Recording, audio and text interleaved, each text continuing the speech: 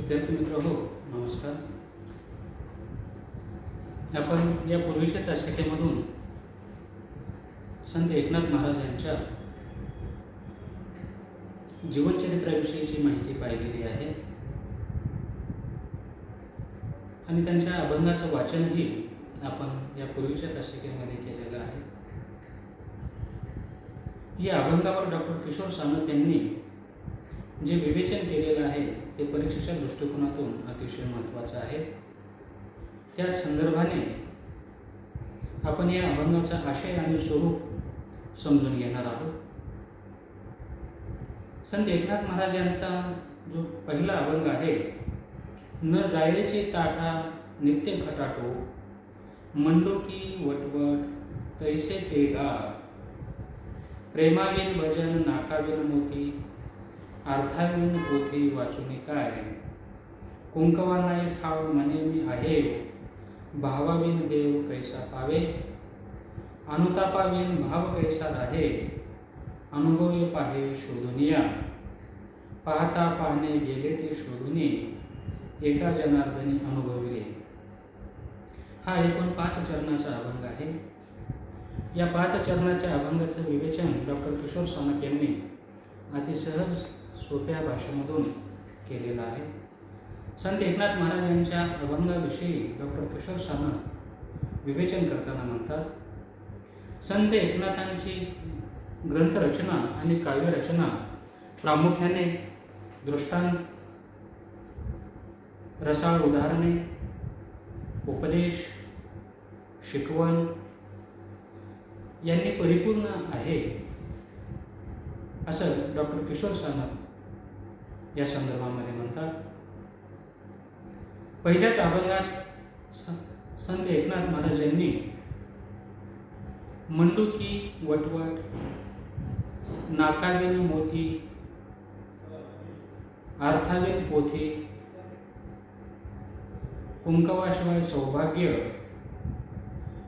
या समाजमान्य दैनंदिन विरोध भावातून भक्तिभावाचे महात्म्य सांगितलेले आहे. त्यांचा हा जो अभंग आहे,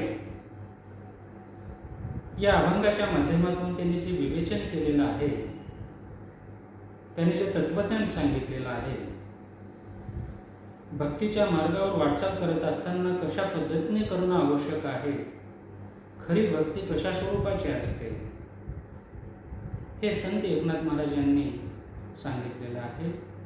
आणि हे सांगत असताना हे विचार पटवून देण्यासाठी त्यांनी विविध दृष्टांत उदाहरणे या ठिकाणी दिलेली आहे, ज्या आधारे ते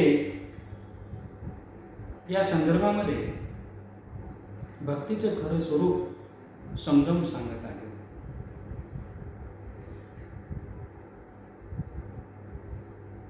न जायची ताठा नित्य खटाटो, मंडोकी वटवट तैसे ते गा, प्रेमाविन भजन नाकाविन मोती, अर्थाविन पोथी वाचुनी काय, कुंकवा नाही ठाव म्हणे मी आहे, भावाविन देव कैसा पावे.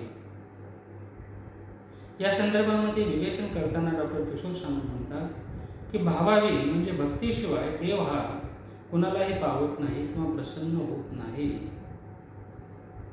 जर आपलं अंधकरण शुद्ध असेल, भाव शुद्ध असेल, निष्काम भावना असेल, मीपणा नसेल, अहंकार नसेल, काम क्रोध राग लोभ मोह मत्सर हे दुर्गुण दूर असणं गरजेचं आहे. भक्ती मार्गावर वाटचाल करत असताना निष्काम भावनेने, निस्वार्थ हेतूने, मानव कल्याणाच्या दृष्टिकोनातून सर्व काही परमेश्वराचंच आहे असं समजून या भक्तांनी वाटचाल करणं अतिशय आवश्यक आहे. आणि एखाद्या व्यक्तीच्या अंतःकरणामध्ये भाव नसेल, शुद्ध भाव नसेल, त्याचं अंतःकरण शुद्ध नसेल, चित्त शुद्ध नसेल, त्याच्या अंगामध्ये ताठा असेल, अहंकार असेल, तर त्याला भक्ती मार्गाने वाटचाल करता येणार नाही. जे काही दुर्गुण आहे ते दुर्गुण सर्वप्रथम दूर सारले पाहिजे, तरच भक्ती करता येऊ शकते.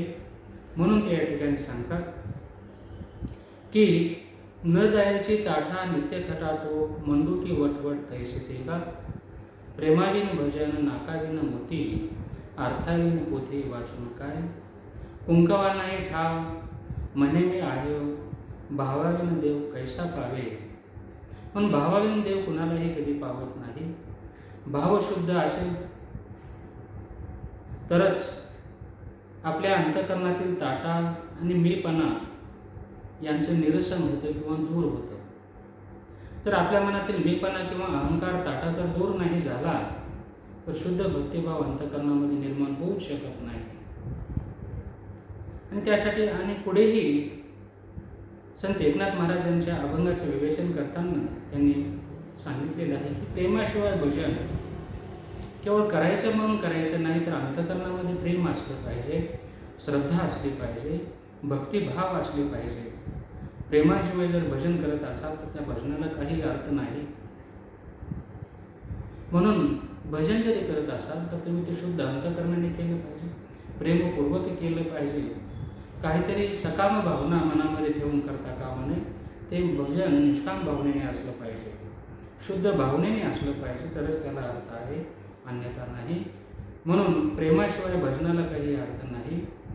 भजन, भक्ती, नामस्मरण हे प्रेमपूर्वकच असायला हवं असं संत एकनाथ महाराज म्हणतात. त्याचबरोबर अर्थाविन पोथीचे वाचन, एखाद्या शब्दाचा अर्थच माहिती नाही, मुलीच पोथी आपण वाचत आहोत तर त्या वाचनाला देखील काही अर्थ नाही. अर्थाविन पोथीचे वाचन म्हणजे मंडुकी बेडूक वटवट करते तसं आहे. म्हणजे एखाद्या गोष्टीचा अर्थ न समजून घेताच आपण ते वाचन करत आहोत, त्या वाचनाला या ठिकाणी काही अर्थ नाही, उपयोग नाही. ज्या पद्धतीने बेडूक वटवट करते त्या पद्धतीने नुसतंच आपण ओरडत राहतो. म्हणून प्रेमाविन भजन काही कामाचं नाही, त्यामध्ये प्रेम असलंच पाहिजे. अर्थाविन पोथी वाचूनही या ठिकाणी काही उपयोगाचं नाही. नाकाशिवाय मोती शोभत नाही. स्त्रियांच्या सौंदर्यामध्ये अधिक भर घालण्यासाठी विविध असे सोन्याचे अलंकार असतात. आणि एखाद्याला नाकच नसेल त्या ठिकाणी तर तो मोतीही त्याला सुंदर स्त्रीला शोभून दिसणार नाही. हेही उदाहरण संत एकनाथ महाराज या ठिकाणी देतात. तसेच कुंकवाशिवाय सौभाग्यही शोभत नाही.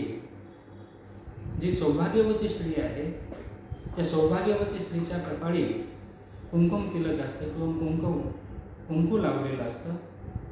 तो सौभाग्याचा एक प्रकारचा अलंकारच आहे.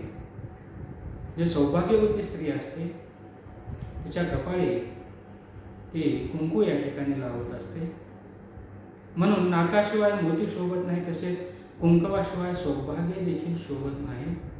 जी सौभाग्यवती स्त्री असते तिच्या कपाळी कुंकू असतं असं या ठिकाणी म्हणत आहे. तसेच भावाविन देव देखील पावत नाही. जर शुद्ध भाव नसेल, शुद्ध भक्ती नसेल तर देव देखील या ठिकाणी आपणास प्रसन्न होऊ शकत नाही किंवा पाहू शकत नाही. संत एकनाथ महाराजांच्या अभंगाचं विश्लेषण करत असताना डॉक्टर किशोर सानप या ठिकाणी पुढे असं म्हणतात की नाकाशिवाय मोती शोभत नाही, तसेच कुंकवाशिवाय सौभाग्यही शोभत नाही. तसेच भावाविन देव पावत नाही. देव भावाचा भुकेला असतो. अनुतापाशिवाय भाव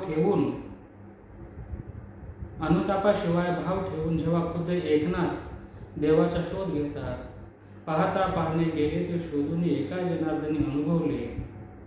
एका जनार्दनी भगवंताचे दर्शन घडते.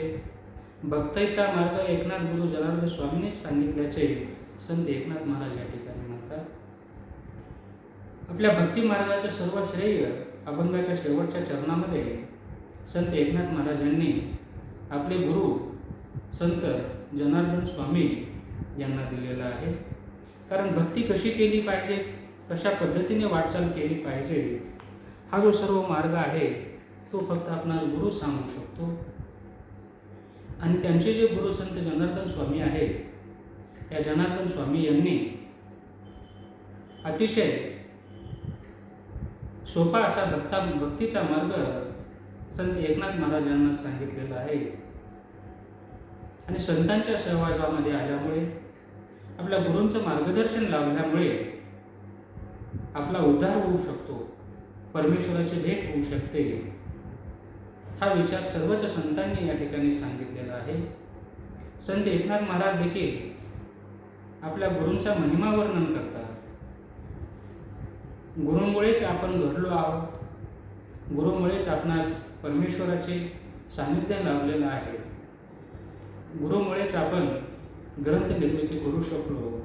एकंदरीतच आपल्या जीवनामध्ये गुरूंचं स्थान अतिशय महत्त्वपूर्ण आहे, असा भाव संत एकनाथ महाराजांनी आपल्या अभंगवाणीच्या माध्यमातून व्यक्त केलेला आहे. साधू संगतीचं महत्त्व, संत संगतीचं महत्त्व संत एकनाथ महाराजांनी या ठिकाणी वर्णन केलेलं आहे. भक्ती मार्गाची वाटचाल करत असताना शुद्ध भाव किती महत्त्वाचा असतो. शुद्ध भक्तिभावाने, प्रसन्न मनाने, निष्काम भावनेने आपण हा भक्तीच्या मार्गाची वाटचाल करणं अतिशय आवश्यक आहे. अन्यथा ही काही भक्तीची पायवाट सोपी नाही, हेही त्यांनी सांगितलेलं आहे. व्यक्तीच्या जीवनामध्ये मीपणा आणि अहंकार या ठिकाणी असतो. मीपणा, अहंकार हा मनुष्याच्या सर्वनाशास कारणीभूत ठरणारा आहे. आणि भक्ती मार्गामध्ये हा मीपणा किंवा अहंकार चालत नाही. आपल्या ठिकाणचा ताठरपणा, मीपणा, ताठपणा जर घालवायचा असेल तर सर्वप्रथम आपलं अंतःकरण शुद्ध असणं गरजेचं आहे, मन शुद्ध असणं गरजेचं आहे, चित्त शुद्ध असणं गरजेचं आहे. आणि शुद्ध भक्तिभाव जर निर्माण झाला अंतःकरणामध्ये तर आपोआप हा मीपणा निघून जातो. भजन किंवा भक्ती किंवा नामस्मरण हे केवळ शुद्ध अंतःकरणाने आणि प्रेमपूर्वक भक्तीनेच या ठिकाणी प्राप्त होणार आहे, साध्य होणार आहे. म्हणून प्रेमाविन भजन असं म्हटलेलं आहे. प्रेमाशिवाय भक्ती करता येऊ शकत नाही. जबरदस्ती चालत नाही, अहंकार चालत नाही किंवा भक्तीमध्ये देखावाही चालत नाही.